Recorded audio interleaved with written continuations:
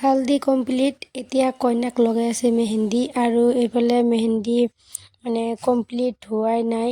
তাৰপিছত মইতো এয়া ৰেডি হৈ গ'লোঁ। মই খালি শাড়ীখন চেঞ্জ কৰিলোঁ, যিহেতু ৰাতিও বহুত হৈ গৈছিল, ৰাতি 10টা বাজি গৈছিল।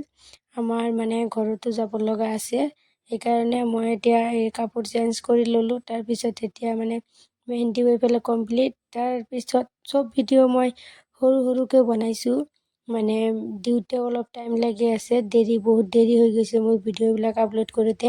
চ' আপোনালোকে চাই ল'ব, বহুত ভাল লাগিব। তাৰপিছত এইটো মই দাবাং ষ্টাইলত মই অলপ এণ্ট্ৰি লৈছিলোঁ, যিহেতু মোৰ বান্ধৱীৰ মেহেন্দি। তাৰপিছত মই ভিডিঅ' কৰিলোঁ আৰু এইটো মেহেন্দিৰ হেৰিটো লগোৱাই হোৱা নাছিল, বাৰে বাৰে খুলি গৈছিল। চ' এইটোৱে লগাই আছিলে। তাৰপিছত মই এটা ভিডিঅ' বনালোঁ।